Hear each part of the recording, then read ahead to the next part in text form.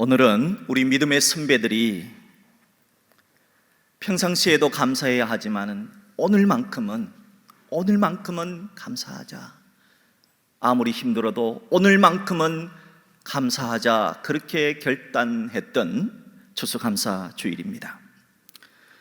비록 힘들었던 2021년 한 해지만 오늘만큼은 하나님께 감사해야 하지. 그렇게 작정한 여러분 모두에게도 감사의 꽃봉오리가 활짝 피어날 수 있기를 주의 이름으로 축복합니다.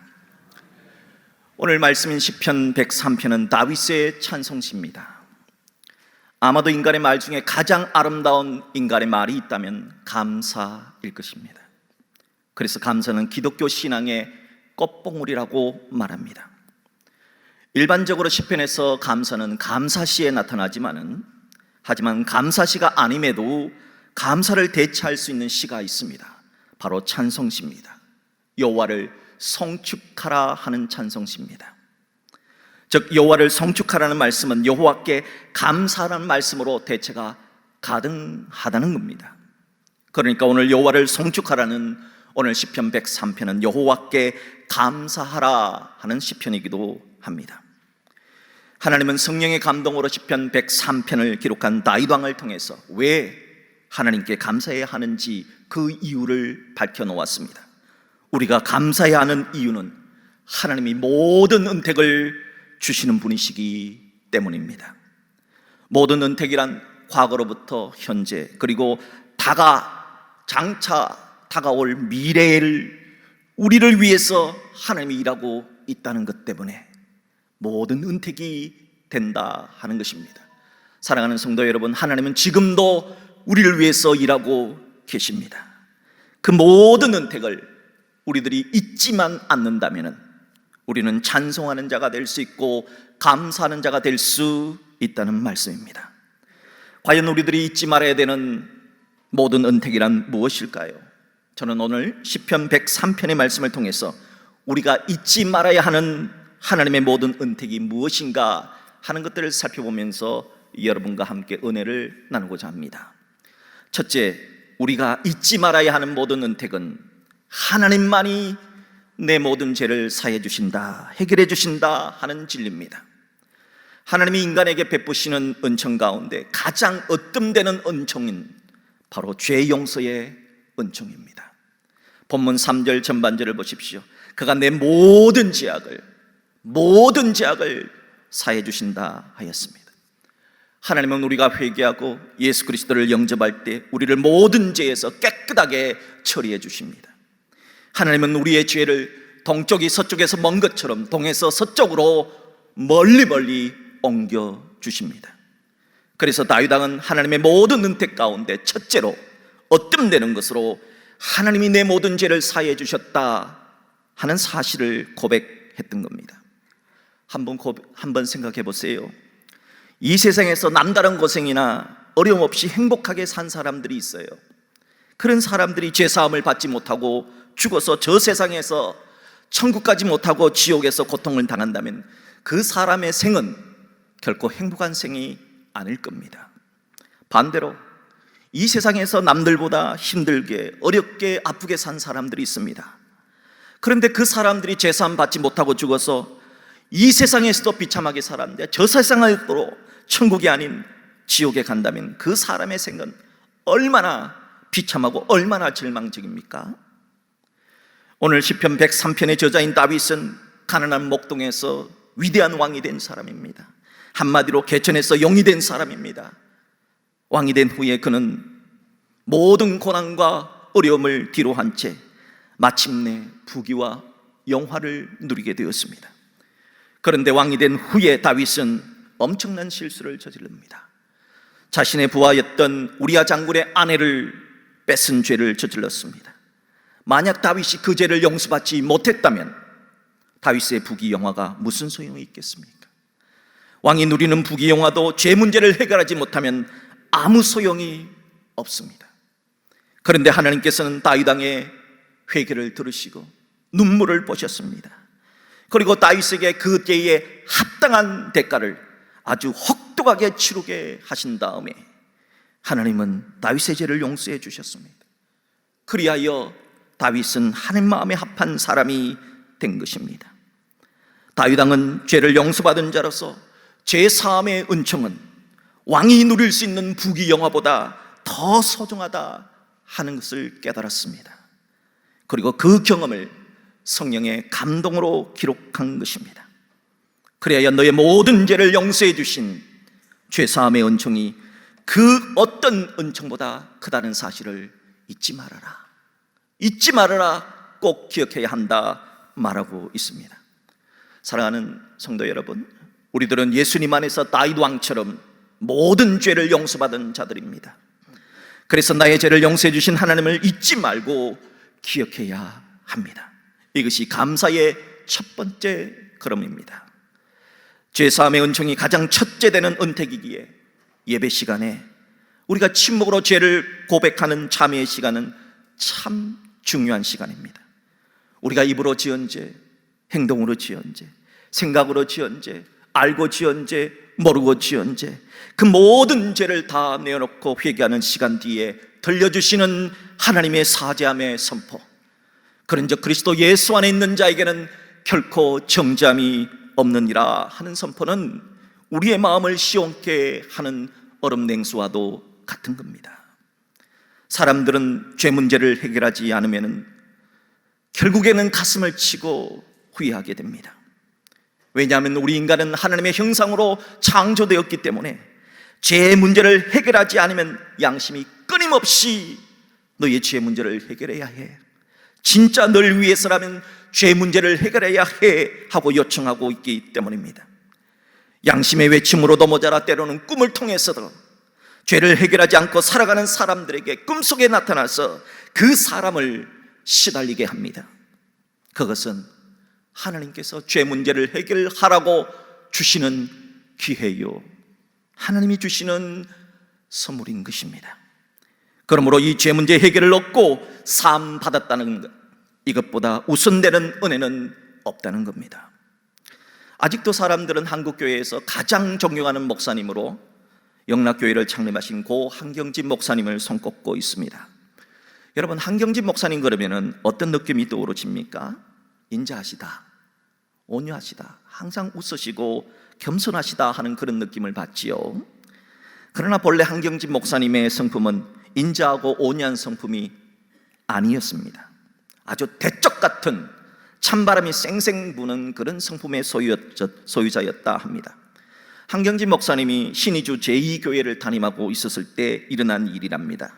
하루는 일꾼들이 교회에서 이제 유리를 갈아 끼우려고 하다가 아마 목사님의 뜻대로 하지 않은 것 같아요. 그러자 목사님이 화가 나서 얼굴 낯빛이 달라지고 온몸을 팍 떨면서 신경질적으로 냉혹하게 일꾼들을 야단을 쳤다고 합니다. 그래서 그때 일한 일꾼이 말하기를 한경진 목사님이 얼마나 무서운 분이셨는지 호랑이 탈을 뒤집어쓴 목사 같다고 그렇게 불렀답니다. 그렇게 신경이 예민하신 분이, 날카롭고 무서운 분이 어떻게 온유하고 인자하고 겸손한 목사님이 되셨을까요? 한경준 목사님의 나이 90대에 종교계의 노벨상이라고 불려진 템플턴상을 수상하게 되었습니다. 그 수상식 때 많은 분들이 종교계뿐만이 아니라 정부, 문화, 언론계의 모든 사람들이 두 손 들어 환호하고 열광적인 찬사를 보냈습니다. 바로 그런 자리에서 한경진 목사님은 찬물을 끼얹는 듯한 엄청난 폭탄적인 고백을 했습니다. 바로 이 말입니다. 나는 죄인입니다. 나는 신사참배한 죄인입니다. 나는 죄인이지 박수받을 사람 아닙니다. 나는 신사참배한 죄인입니다. 내가 예수님의 제사함에 은총이 없었더라면 어떻게 내가 여기에 있을 수가 있겠습니까? 그러므로 진짜 찬사를 받을 분이 있다면 내가 아니라 내 죄를 용서해 주신 예수님이십니다 하면서 예수님께 영광을 돌렸다 합니다. 이로 미루어 보건대 한경진 목사님의 그 깐깐하고 예민하고 날카로운 성품이 온유하고 인자하고 겸손하게 변화된 이유는 하나님이 내 모든 죄를 용서해 주셨다는 그 진리 때문인 것입니다. 그래서 성경은 말합니다. 죄사함 받지 않은 왕보다 죄사함 받은 백성이 훨씬 더 복될 것이며, 죄사함 받지 않은 부귀영화를 누리고 있는 부자보다 죄사함 받은 가난한 자가 더 복될 것이며, 죄사함이 없는 건강한 사람보다 죄사함 받은 아픈 환자가 더 복될 것입니다. 사랑하는 성도 여러분, 다윗 왕도 하나님이 내 모든 죄를 용서해 주셨다는 이 놀라운 진리를 잊지 않고 평생 기억하며 살았기 때문에 그는 감사하는 삶을 살 수 있었고, 마침내 하나님이 원하시는 사람, 하나님 마음에 합한 자가 될 수가 있었습니다. 바라기는 우리 평생, 우리들도 오늘 다윗이 우리에게 고백해 준 것처럼 하나님이 내 모든 죄를 용서해 주셨다, 하나님이 내 모든 죄를 용서해 주실 것이다 하는 이 놀라운 진리를 잊지 말고 기억하셔서 우리가 늘 감사하는 그런 성도 될 수 있기를 주님의 이름으로 축복합니다. 둘째로 우리가 잊지 말아야 할 진리는 하나님은 내 편이시다, 하나님은 반드시 나를 구원해 주실 것이다 하는 진리입니다. 다윗 왕은 오늘 본문 3절에서 하나님은 내 모든 병을 고쳐주신다, 하나님은 모든 병을 고쳐주시는 하나님이라는 사실을 잊지 말라고 강조합니다. 하나님은 위대한 치유자이십니다. 하나님은 전능한 의사이십니다. 하나님은 출애굽기 15장 26절에서 나는 너희를 치료한 여호와 하나님이라 말씀하셨습니다. 하나님은 말라기서 4장 2절에서 치료하는 광선을 비추어 주신다 말씀하셨습니다. 전능한 의사 되신 하나님은 못 고칠 질병이 하나도 없습니다. 왜냐하면 그 질병에 걸린 환자를 만드신 분이 하나님이시기 때문입니다. 하나님은 그 환자의 영혼을 만드신 분이십니다. 하나님이 만드셨다면 하나님이 고칠 수도 있지 않겠습니까? 그러므로 치유자 되시는 하나님을 잊지 말고 기억하십시오. 못 고칠 질병이 하나도 없으신 전능하신 하나님, 그 하나님을 잊지 말고 기억하라 하십니다. 다윗 왕은 본문 4절에서 내 생명을 파멸해서 속량하시는 하나님이라고 말씀하셨습니다. 파멸의 상황은 죽을 것 같은 상황을 말합니다. 지옥 같은 상황을 말합니다. 그런 지옥 같은 상황 속에서도 하나님은 건져주시는 분이다 하는 것을 잊지 말라는 겁니다. 그래서 다윗 왕은 5절에서 좋은 것으로 내 소원을 만족하게 하사 내 청춘을 독수리같이 새롭게 하신다 하였습니다. 하나님은 우리의 소원을 만족케 하사 하늘을 비상하는 독수리처럼 우리가 나이가 들어도 세월이 흘러가도 우리를 항상 영원한 청춘이 되게 하신다 하는 것, 이걸 잊지 말라 강조하십니다. 이 모든 것, 3절, 4절, 5절의 모든 은택을 합하면, 한마디로 축약하면 하나님이 내 편이 되어주신다는 뜻입니다. 사랑하는 여러분, 하나님은 하나님께 감사하는 자의 편이 되어주십니다. 다윗은 지금까지 살아오면서 하나님이 내 편이라는 사실을 철저하게 믿었던 사람입니다. 다윗은 사무엘상 17장에 보면 사자와 곰에게 찢겨 죽을 뻔한 상황을 만났습니다. 그때도 하나님이 다윗 편이 되어주셔서 사자 속에서도 곰 속에서도 건져내어 주셨습니다. 또한 사무엘상 17장을 보면 다윗은 블레셋 장군 거인 골리앗과 맞닥뜨리게 되었습니다. 여러분, 골리앗 장군과 소년 같은 다윗이 맞닥뜨려서 싸움을 했는데 누가 이기겠습니까? 누가 보더라도 골리앗이 이깁니다. 그런데 하나님은 그런 상황 속에서도 하나님이 다윗 편이 되어주셔서 승리를 가져주게 하셨습니다. 다윗은 사울 왕이 다윗을 너무 시기하고 질투해서 죽이려고 창을 던졌습니다. 정말 죽기 일보 직전에 하나님이 다윗이 편이 되어주셔서 죽음의 상황에서도 건져주셨습니다. 다윗은 가장 힘들고 어려웠던 것은 아들 압살롬 왕자가 반란을 일으킨 때입니다. 여러분, 아들이 아버지를 죽이겠다고 쿠데타를 일으켰으니 이게 지옥 같은 상황이 아니고 뭡니까? 그런데 다윗이 울면서 신발도 신지 못하고 왕궁에서 쫓겨가는 그 상황 속에서도 하나님은 다윗 편이 되어주셔서 그 위기를 극복할 수 있게 해주셨습니다. 그런 파멸의 위기에서 벗어났던 체험을 한 다윗이기에 다윗은 시편 118편 6절에서 하나님은 내 편이시다, 여호와는 내 편이시다, 내가 두려워 아니하리니 사람이 내게 어찌할까? 하나님이 내 편 되시면 나는 그 누구도 두렵지 않다. 나는 그 어떤 상황도 두렵지 않다 노래했던 겁니다. 사랑하는 여러분, 과연 이것이 다윗에게만 해당되는 말씀일까요? 결코 그렇지 않습니다. 성경은 다윗만을 위한 책이 아니라 우리들을 위한 책입니다. 하나님은 다윗만을 위한 하나님이 아니라 우리들을 위한 하나님이십니다. 다윗의 이야기가 성경에 있는 이유가 뭘까요? 하나님이 다윗 편 되어 주셨으니까. 하나님 너희에게도 똑같이 너의 편 되어 주실 것이다 하는 메시지를 우리에게 주시기 위함입니다. 그렇습니다. 하나님께서 다윗 편 되어 주셨던 것처럼 하나님이 여러분의 편이 되어 주실 수 있습니다.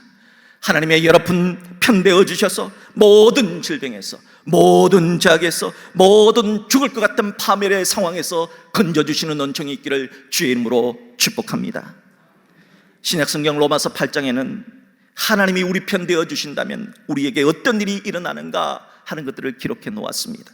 로마서 8장 31절입니다. 그런즉 이 일에 대하여 우리가 무슨 말하리요? 만일 하나님이 우리를 위하시면 누가 우리를 대적하리요? 하나님이 우리 편 되어 주신다면 우리를 대적할 자 없다는 겁니다.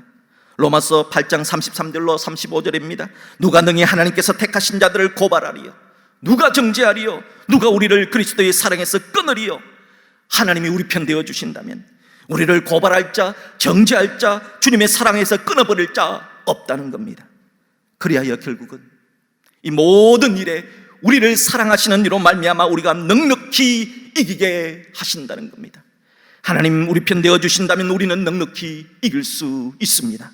오늘 시편 103편 5절에서 하나님께서는 우리 편 되어 주신다면 좋은 것으로, 나보다 나를 더 잘 아시는 하나님께서 가장 좋은 것으로 우리의 소원을 만족하게 해주셔서 비상하는 독수리처럼 우리가 나이가 들어도 세월이 흘러가도 우리는 영원한 청춘으로 살 수 있도록 도와주시겠다 말씀하고 있습니다. 고린도전서 15장에서는 하나님이 내 편 되어 주신다면 죽음을 향해서도 우리는 이렇게 외칠 수가 있습니다. 사망아 죽음아 너의 승리가 어디 있느냐? 사망아 죽음아 내가 쏘는 것이 어디 있느냐? 죽음조차도 우리를 어찌할 수 없다는 겁니다. 죽어도 우린 천국이니까요. 죽음조차도 우리를 어찌할 수 없게 하시는 하나님 내 편 주시는 은혜, 이 은혜가 우리에게 있다는 겁니다.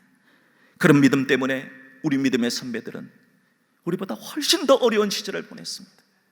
얼마나 못 살았습니까? 정말 찢어지게 가난하고 그런 삶을 보냈습니다. 일제 강점기를 얼마나 힘들었습니까? 6.25 전쟁 얼마나 힘들었습니까? 그런 시절을 다 보내왔으면서도 우리 믿음의 선배들은 그래도 모든 결론은 이 모든 것이 하나님의 은혜였다고 감사로 결론을 맺었습니다. 사실 감사하는 조건이 있을 때 감사하는 마음을 가지기는 쉽습니다. 내가 받았기 때문에 감사하고, 내가 가졌기 때문에, 내가 누리고 있기 때문에, 내가 1등 했기 때문에 하는 감사는 쉽습니다. 하지만 그렇지 못한 상황에서 하는 감사는 결코 쉽지 않습니다. 그럼에도 그 쉽지 않은 감사를 하나님이 내 편 되신다는 믿음을 가진 믿음의 선배들이 감사했던 겁니다. 그런 면에서 감사는 양면성을 띠고 있습니다. 겉으로는 분명히 감사할 것 없는 고통의 상황인데도 감사합니다. 왜? 믿음의 사람들은 감사할 것 없는 고통의 상황에서도 감사할 수 있을까요? 어느 처녀가 이제 퇴근을 한 다음에 집으로 오면서 몇 달 전에 이제 월급 받아서 백금 반지를 하나 샀는데 아주 강도를 만났네요. 강도가 어떻게 알았는지 그 백금 반지를 내어놓으라는 겁니다. 그래서 백금 반지를 빼앗겼습니다. 화가 나서 집에 들어가서 가방을 뒤집어 엎으면서 엄마한테 얘기합니다. 오늘 재수 더럽게 끼웠었다고. 왜 그러냐 그랬더니 오다가 강도를 만나서 내가 지난달에 백금 반지를 샀는데 석 달 모아서 샀는데 그놈이 그걸 빼앗아 갔다고. 어머니가 한참을 듣고 얘야 그것은 재수가 없는 것이 아니라 오늘 재수 좋은 날이란다. 생각을 해봐라. 너 그 예쁜 얼굴, 그 예쁜 몸매 건드리지 않고 야 그놈이 그것만 뺏어갔으니 얼마나 좋으냐. 백금 반지는 또 살 수 있지만 네가 다치면, 네가 아프면, 네가 사고 당했으면 어쩔 뻔했냐. 오늘은 재수 없는 날이 아니라 오늘은 너무너무 하나님께 감사해야 되는 날이다 하며 감사를 했답니다. 대부분의 사람들은 사고를 당한 이후에 죽을 뻔한 사고를 만났을 때 조금 다쳤으면 감사한다고 감사를 해요. 분명 감사 맞습니다. 그러나 그것보다 더 큰 감사가 있어요. 그것은 사고 나지 않았다는 것이 더 큰 감사입니다. 여러분 한번 생각해 보십시오. 오늘 교회 오면서 얼마나 많은 도로를 지났습니까? 어떤 분은 자유로 올림픽대로, 어떤 분은 고속도로, 자유로, 또 뭐 여러 가지 길, 신촌로를 지나서 이곳에 왔겠지요. 여러분 여러분 그것을 수십 번, 수백 번 다녔는데 사고 나지 않았잖아요. 그런데 어떤 사람은 사고 난 사람이 있거든요. 우리가 고속도로를 타고 갈 때 어떤 차량이 사고 난 곳에 구경한다고 사람뿐만이 아니라 차량들이 꽉 모여 있어요. 사고 난 그 고속도로, 그 도로 우리가 얼마나 많이 다녔습니까? 그런데도 사고 나지 않고 우리가 다닐 수 있다면 감사해야 되지 않겠습니까? 그러므로 사고를 당해서, 큰 사고 당해서 조금 다친 거에 대해서도 감사할 수 있는 사람이라면 우리가 사고 당하지 않고 살아가는 이 모든 것에 대해서 우리 모두 더 많이 감사하며 살아야 할 것입니다. 사랑하는 여러분, 다윗도 우리와 같이 먼지 같고 풀같이 연약한 사람이었습니다. 그런 다윗에게도 하나님은 죄를 해결해 주시는 은혜를 베풀어 주셨고, 질병과 죽을 것 같은 파멸의 상황에서도 하나님이 내 편 되어 주신다 하는 은택을 베풀어 주셨습니다. 하나님은 그런 모든 은택을 다윗에게만 주신 것이 아니라 오늘 우리에게도 베풀어 주신다 하셨습니다. 그래서 하나님은 이 진리를 몸소 체험했던 다윗에게 감동을 주어서 오늘 시편 103편을 기록하게 하신 거지요. 그래서 다윗 왕은 1절에서 마치 본인이 다른 사람에게 말하듯이 이렇게 고백합니다. 내 영혼아, 다윗의 영혼아, 다윗아, 여호와를 성축하라, 감사하라. 내 속에 있는 것들아 다, 다윗 속에 있는 것들아 다, 다윗 속에 있는 양심, 지성, 감성, 의지, 모든 것들아 다 그의 거룩한 이름을 성축하라, 찬송하라, 감사해야 한다 기록했던 것입니다. 그런 의미에서 기독교 신앙의 꽃봉오리에 해당되는 감사는 이 모든 은택을 베풀어 주신 분이 하나님이라는 진리를 아느냐, 깨닫느냐, 잊지 않고 기억하고 있느냐에 달려있는 것입니다. 바라기는 하나님은 모든 죄를 해결해 주시는 하나님, 내 모든 질병과 죽을 것 같은 파멸의 상황 속에서도 하나님은 내 편 되어 주시는 하나님이라는 진리를 기억하십시오. 이 모든 은택을 주시는 하나님을 잊지 않고 꼭 기억하여 내가 가진 양심, 내가 가진 판단력, 내가 가진 상상력, 내가 가진 기억력과 내가 가진 생각과 소망으로 감사하는 우리 모두가 될 수 있기를 주의 이름으로 축복합니다.